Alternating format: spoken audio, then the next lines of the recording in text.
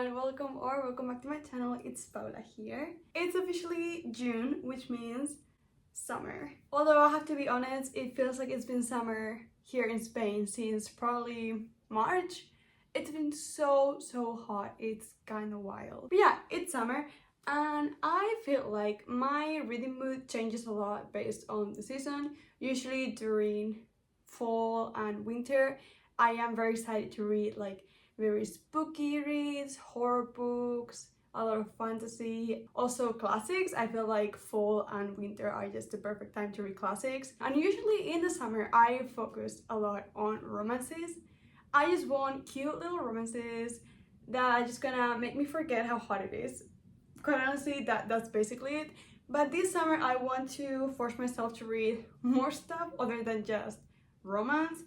So I decided maybe I will make a summer TBR for June, July and August, so that way I can hold myself a little bit accountable and read the books that I want to read now and not just read romances for 3 months straight. Even though I love romances, I also love other books and I feel like I always miss out a lot during the summer.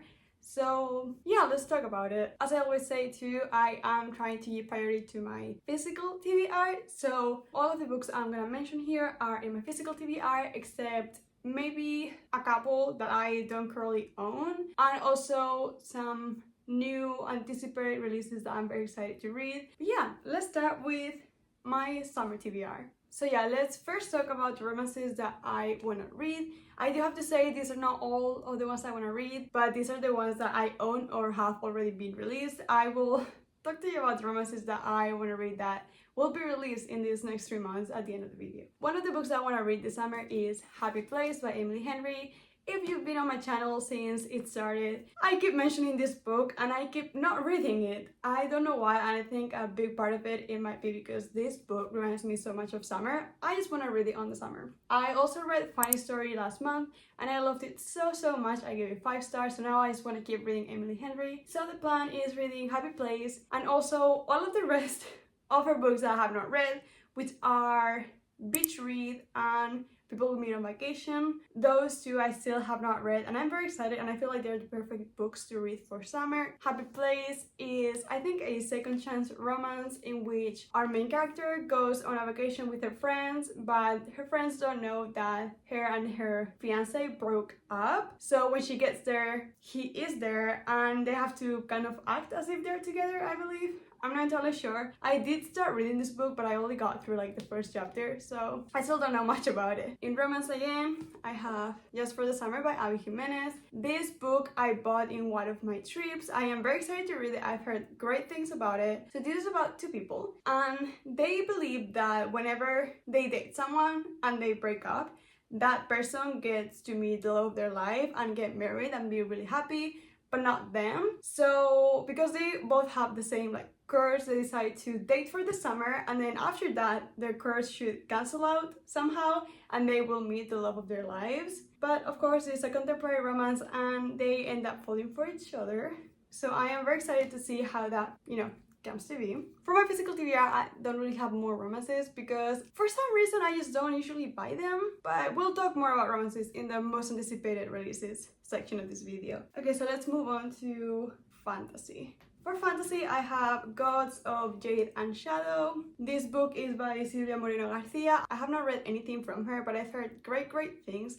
And I'm so excited to finally read this book because it's been on my shelf for a couple of years. But yeah, this book is about a girl that wants to leave her small town in Mexico and she ends up making a deal with a Mayan god of the death. So I don't know, I feel like I read a lot of fantasy that involves mostly Greek mythology, I feel like, or just like made up fantasy. So I'm very excited to read more about like, South American mythology, especially like Mayan culture and Mayan mythology is very interesting to me, so I am very excited to read this book. Now on to the next series. I think this is a surprise for no one. Maybe it's a surprise that I have not read it until now, but for the summer I want to read Once Upon a Broken Heart. So I've been wanting to read this book for a long time. This is by Stephanie Garber, who wrote the Caraval series.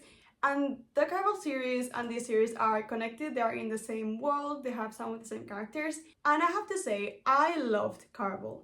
Caraval is one of my favorite like romantasy fantasy books, especially the first one. And I feel like this is a very unpopular opinion, but I loved Caraval more than Legendary and Finale. And I feel like there's a very big reason for this. I think that is because I only read Caraval when I was in high school. I loved it so much and I really wanted to read Donatella's book, right? But when I read this book, it had not come out yet. Only the first out of the trilogy had been released. So I didn't know there was a second one coming, and I just thought it ended like that, and I was so sad about it. So I didn't think about it again. And then, so many years later, like 4 years later, I realized that the trilogy was complete. So I reread Caraval and then read Legendary and Finale, and I felt like, because I grew up, and also, this is very important, I'm an older sister. So when I reread Caraval, it was so nostalgic for me. And I related so much more to Scarlet. So when I read Donatella's book, which is Legendary, I thought Donatella was annoying. So yeah, I still love that trilogy, but Caraval will always be the first place out of the 3 books. And I know that is a very unpopular opinion. Why are we talking about Caraval, the series? That is because in the second book, in Legendary, we're introduced to one character called Jax, which is the Prince of Hearts. And this trilogy is about him, I believe. I know that this book follows Evangeline, who finds out that the love of her life is gonna marry someone else, and she makes a deal with the Prince of Hearts so that the wedding doesn't happen. But in return for that favor, he asks Evangeline for 3 kisses. And it's 3 books, and I'm very excited to read them. But again, I have not read them yet because this feels like a summer book. I do not know why, but this feels like a summer book, and also I wanna just binge read this. Like, I wanna read the 3 at once, and I wanna do it physically because I think the covers are beautiful. But I was waiting until the 3rd one came in this paperback edition, and it is coming in June, I think in a couple of weeks, so I will be able to buy the 2nd one and the 3rd and have the whole trilogy with me. And how this is a very surprising turn of events, I think it's because of Amy, this YouTuber called Amy that I'm pretty sure you know because everyone knows her and everyone should know her. So she just made this one whole vlog about her reading the first book of the Lord of the Rings. I love that vlog so much and it just made me want to read it so bad. So during this summer, me and my boyfriend are gonna do a body read of the Lord of the Rings books, and we're gonna start with The Hobbit by J.R.R. Tolkien. Now, I do have these books, and I didn't know I had them because they're actually my dad's books. He has The Hobbit and then the whole Lord of the Rings trilogy. I have absolutely no idea what the Lord of the Rings is about. I never watched the films. I thought I was not gonna enjoy them, quite honestly. But after seeing Amy's vlog, now I have to read them because it sounded so good. So let's do general fiction now. For general fiction, I have The Memory Police by Yoko Ogawa. Did I get this because of the cover? Yes I did. Look at, it's beautiful. It's so beautiful. I've heard that this book is very well liked. I know it's about this like remote island and things start disappearing, and there's this like police force that is ensuring that people don't remember the things that have disappeared. And I think that's kind of what it is about. I know that reading the synopsis, I read this one sentence and I was like, okay, I gotta read it. And that is, powerful and provocative, The Memory Police is a stunning novel about the trauma of loss. So I feel like I should read it. Also, it's been in my TBR for a little bit now. I got this at a secondhand bookstore too. So it cost me like $8. We love to see that. Now, talking about also like Asian literature, I also have Pachinko by Min-Jin Lee. I've had this book for so long, and it's actually in Spanish. It's translated by Eva Gonzalez Rosales. I am very excited to read this, but I just know it's a very long book. It's like 500 pages or so, and it's historical fiction. Honestly, I don't know much about it. I just know that it's about family and love, and it just follows a couple generations of the same family from South Korea to Japan or something around that. I don't know, I've heard very exciting things about this book. I know there is a K-drama with Minho, in it. So I have not watched it because I wanted to read this book first, so I've never watched it. So yeah, I'm very excited. If I really do like this book, I will watch the K-drama for sure. Now, the last general fiction book that I have with me is Good Material by Dolly Alderton. This cover also gives me summer vibes, and I do like Dolly Alderton, but this would be my first fiction book that I read at first. I've read her 2 non-fictions and really like them, so I am very excited to read her fiction books. All I really know about this book is that it's about a comedian going through a breakup, and it's written through the male perspective.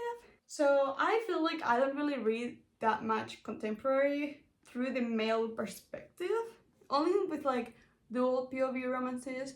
So this is gonna be a little bit out of my comfort zone, but I am very excited. Now into the heavier genres, I guess I would say. I've got classics with me. Now, I feel like I've said this before, I hate reading classics in the summer. I don't know why, but I just cannot really get through them for some reason. But I do want to keep reading more because I do love classics, and I feel like not reading them in the summer is just a missed opportunity, and that makes me quite sad. So I chose 2, only 2, because I feel like 2 is very doable, that I think will be good for the summer. The first one is Mrs. Dalloway, and I think this might be good for the summer because it is 200 pages. It is a very short classics. I've chosen the shortest classics that I own so that it will be easier for me to read them. Also, this takes place during one whole day in June, so I am hoping it will give summer vibes. Yeah, I am very excited. Also, this will be my first Virginia Woolf book, so I cannot wait to see what I think about it. I'm also excited to read The Lighthouse and A Room of One's Own, but that's gonna have to wait a little bit because I really do need to finish the physical books that I own. And then the second classics that I've chosen is Agnes Grey by Anne Bronte, which is also around 200 pages. Now, I have this goal of mine. I don't know if I will achieve it this year or next year, but my goal is to read all of the Bronte sisters' books. And this will be my first Anne Bronte book. I have only ever read from Charlotte Bronte, so I'm very excited to see what her sister's writing style is. As far as I know, this is about Agnes Grey and how she enters a house by being employed as a governess. So pretty much still follows much of what I read from Charlotte Bronte, but I'm very excited to see how Anne Bronte differs from her sister. These are my 2 very, very short classics that I want to read this summer. I think it's very achievable. And now for the last part of my physical TBR, I do have non-fiction, which I am very excited to talk about. I feel like the non-fiction that I've been reading lately have not been hitting that much, so I'm excited to change that this summer. So the first book that I have is actually a poetry collection, and it is La Realidad y el Deseo by Luis Cernuda. Now, Luis Cernuda is a Spanish poet, very famous. So I've already started this. I read this much, but this is again a 500-page of just poetry, so I need to take it slow. So there's so much in this poetry collection that talks about freedom, exile, homosexuality, and a lot of love letters to Spain. So I am very, very excited to keep reading it. I do have one of my favorite poems ever here, which is I think the English translation would be If Men Could Talk. It's so beautiful and so heartbreaking and heartwarming all at once. So yeah, I'm very excited to keep reading it, especially because I don't really read that much Spanish literature. Now, after that, I have Know My Name by Chanel Miller. This was on my TBR for May, but I never got around to reading it, and I need to finish it at some point. I've started this book 3 times. I'm never in a good mental space to finish the book, but this is the summer that I will. I feel like most of us do already know what this book is about, but basically Chanel Miller was Jane Doe in a very big Stanford sexual assault case, and this is her narrating her story, because I do feel like with media everything got very distorted, and this is how she fell through it.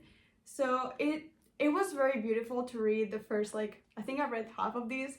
It was very beautiful. I never got to see the end because I know how the court case ended.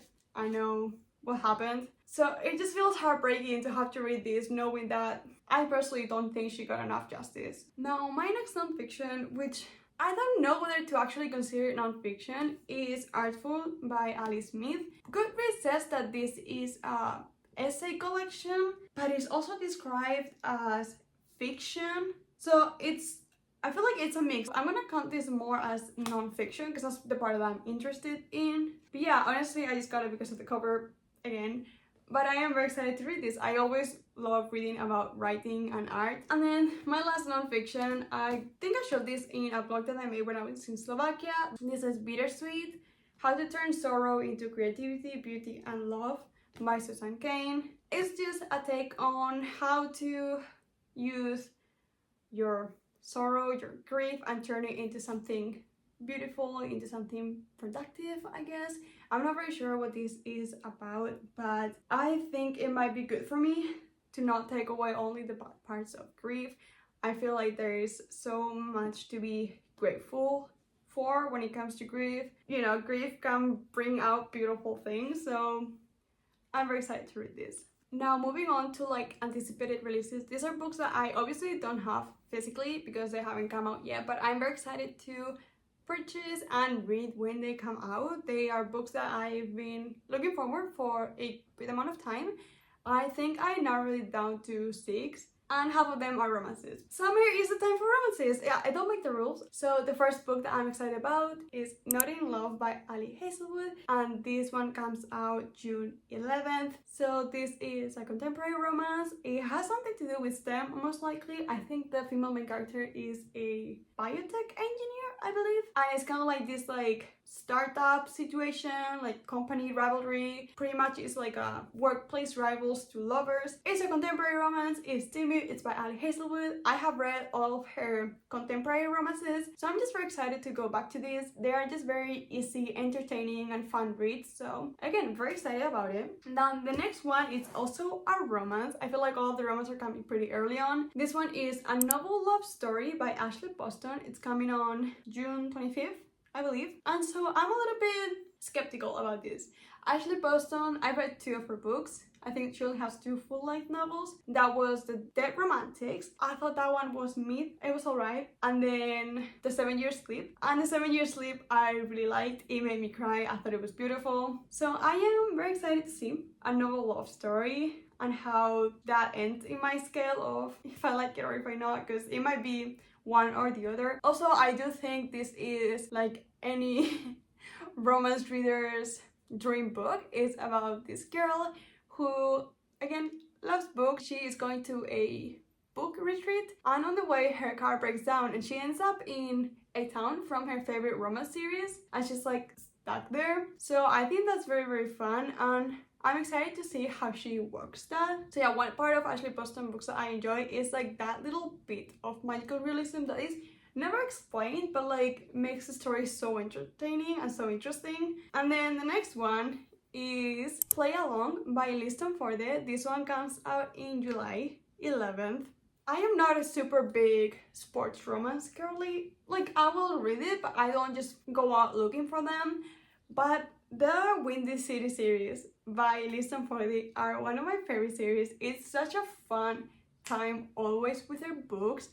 I loved the 3rd one, which I think it was Caught Up. I think I loved it even more than The Right Move, and I feel like The Right Move is like the fan favorite. So I'm very, very excited to read Play Along. I don't know much about it, but I just know that I really enjoy her romances. So yeah, I'm also very excited for that one to come out. Now moving along to non-contemporary romance reads. One of my most anticipated books of this year is coming in July 16th, and that is The Seventh Veil of Salome by Silvia Moreno Garcia. Now, I already showed you one of her books, and that is why this book is in the TBR. Not only because I'm interested in the book itself, but I also want to read a little bit of Silvia Moreno Garcia before The Seventh Veil of Salome comes out. There's something so interesting, and this is a very niche thing. I love books that deal with Hollywood in the 50s, 60s, 70s. It's just so interesting to me, and I don't know why, but this book is about this movie that's being made about a very important, very iconic female person in history. She was like inspiration to artists in ancient times, and that is Salome. And everyone wants to be in this movie. Every actress wants to play Salome. And the director ends up choosing this very unknown actress to play Salome. So it's just about that, and then there's also an actress that wanted the role, so it's like a little competition between them, but they also like have like the mix in the story of Salome, so it's technically a story about 3 people, about 3 women. I don't know, it sounds so interesting, and the cover looks very, very cool. Then another big anticipated release for me is coming August 6th, and that is Lady Macbeth by Ava Reid. Now this is a reimagining of Macbeth, and Macbeth is by far one of my favorite Shakespeare's plays. To be fair, I have not read that many, but I was forced to read Macbeth in high school, and I genuinely really loved it. I thought it was so interesting. So definitely my plan when Lady Macbeth comes out is to reread Macbeth and then read Lady Macbeth. Also, the cover again looks very beautiful, and I know Ava Reid wrote one very big book last year, and that was A Study in Drowning. I know that a lot of people love that book, and it's still on my TBR, but like it's not a priority right now. I am very excited about Lady Macbeth though. And now the last book, it's not really a newly released book, but its English translation is being released for the first time this year, and that is Mina's Matchbox by Yoko Ogawa, and that is again the same author as The Memory Police. This book just sounds great. It's actually been out for almost 2 decades. I think it was released in 2006, but it's coming in English this year in August, so I'm very excited. Don't know much about the book, I just know it's about this young girl that leaves Tokyo to live with her aunt in a coastal area of Japan. But again, there was this line in the synopsis that I thought was beautiful, and that made me want to read this book. So that is: rich with the magic and mystery of youthful experience, Mina's Matchbox is an evocative snapshot of a moment frozen in time, and a striking depiction of a family on the edge of collapse.